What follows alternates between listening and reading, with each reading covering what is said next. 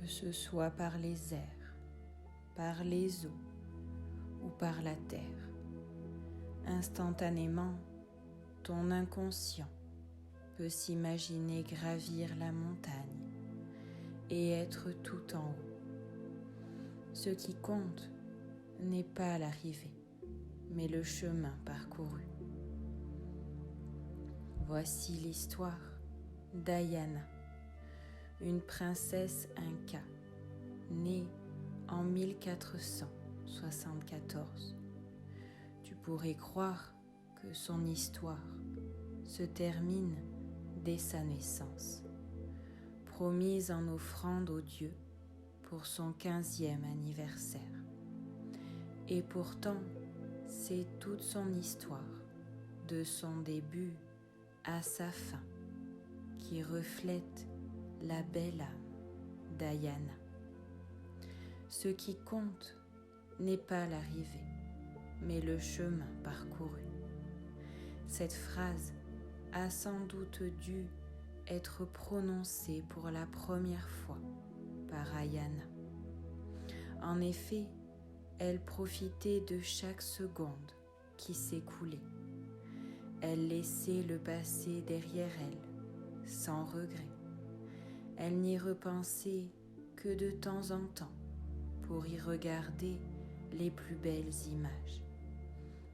Elle prenait garde à la nostalgie qui équivalait pour elle à remplacer de beaux souvenirs de joie en instants présents de tristesse.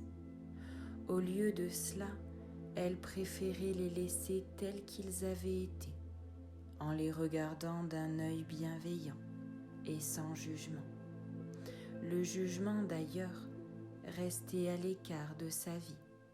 Elle préférait le silence et se focalisait uniquement sur ce qu'elle pouvait voir, toucher ou goûter. Tout autant de jolies saveurs de fruits mûrs que de toucher les graines de quinoa durement récoltées. Même pendant le travail, elle s'amusait. Elle se sentait pleinement vivante en chaque instant.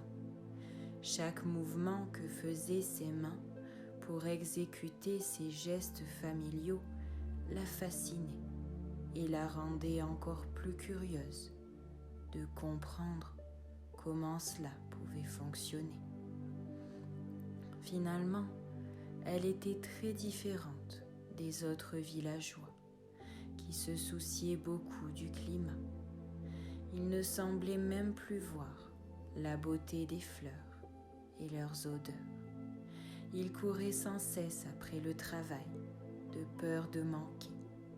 Pourtant, les réserves de nourriture étaient pleines à craquer. Ayana, elle, arrivait à apprécier le soleil, la pluie et la neige. Toutes les saisons étaient aussi belles les unes que les autres et ne méritaient en rien une comparaison. Le froid faisait frissonner la peau qui recouvrait l'ensemble de son corps. Quelle drôle de sensation de voir chacun de ses poils se dresser à une course folle, jusque dans ses cheveux ondulés. C'est comme si elle arrivait à voir l'invisible. Un messager dans son corps venait lui dire de se couvrir, et avec un sourire, elle se glissait confortablement dans sa cape. Chaque matin commençait une fabuleuse journée, même si c'était son pied gauche qui avançait le premier. Elle aimait tant s'étirer calmement, ressentir les limites de son corps et les transformer lentement.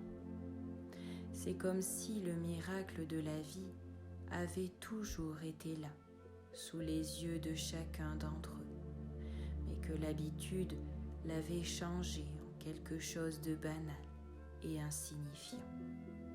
Ayana aurait pu se lever chaque jour, abattue. Au lieu de cela, chaque seconde était importante.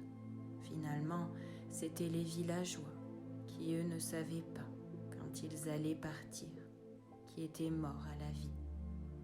Ainsi Ayana eut une idée. Elle demanda à tout le village de se réunir et de s'asseoir au contact de la terre. Ils s'exécutèrent sans rechigner sous les conseils avisés de leur princesse adorée. Très peu de temps il lui restait, et pourtant la plus à même de le mériter. Ayana laissa le silence s'installer. Tous attendaient avec impatience. Elle laissait volontairement le temps se rallonger. Elle restait de marbre. Seuls ses yeux se promenaient sur chacun d'entre eux. Visage après visage. Elle prit le temps de laisser ses yeux se figer dans ceux de l'autre. Certains, trop pressés, n'eurent pas le courage de rester immobiles, comme si sa sagesse pouvait entrer en eux d'un seul regard. Une fois qu'elle eut terminé, elle ferma les paupières et sa respiration se posait. Le chant des oiseaux l'accompagnait. Personne n'osait chuchoter. Soudain, une petite fille agitée s'échappa de la portée de sa mère et vint poser sa petite main sur celle de la princesse. Celle-ci, surprise, dévoila ses yeux émeraudes et, sans s'y attendre, vit un torrent de larmes rouler sur chacune des joues de l'enfant. Ayana comprit au premier instant de quoi il s'agissait. Elles avaient partagé beaucoup de rires ensemble, et la petite s'inquiétait de la voir partir. Une explosion de tristesse était en train de l'envahir. En douceur, Ayana lui dit : « Tu sais, Satinka, l'amour que nous avons entre nous, toi et moi, est très fort. Ne le laisse pas se transformer en noirceur. Je suis là, devant toi. Je ne suis pas encore partie et pourtant tout ce que tu vois, c'est que je ne serai plus là. Ne laisse pas l'or devenir du plomb. C'est vrai que lorsque je serai partie, je vais beaucoup te manquer. Le bord de la rivière te fera revivre des souvenirs passés. Mais s'il te plaît, promets-moi d'y retourner. Le bord de la rivière restera toujours le bord de la rivière. Cet endroit est d'une beauté sans pareille. L'eau et la montagne seront là, prêtes à t'accueillir et à t'offrir leur amour. Ne les déteste pas parce que tu m'y as connu, mais aime-les pour tout ce qu'elles te donnent. La montagne m'a dit que tout change, que tout bouge. Elle a vu passer beaucoup de peuples et de saisons, mais que chacun de ses enfants a permis au nôtre de survivre. La rivière m'a dit aussi que le temps était comme elle. Il file toujours en avançant, mais que pourtant seul l'homme parlait de passé et d'avenir. Sa mémoire lui a fait voir combien il était utile de se souvenir et de transmettre le savoir. C'est ainsi que l'homme put apprendre à ses frères de pêcher, mes enfants. Il est vrai qu'il est fort utile de se souvenir. C'est un don que Mère Nature nous a fait. Seulement ce que l'homme a oublié, c'est que seul l'instant présent existe véritablement. Pendant très longtemps, l'homme cherchera à expliquer le temps à ses enfants. Beaucoup d'entre eux étaient tristes d'apprendre qu'un jour leurs parents allaient partir.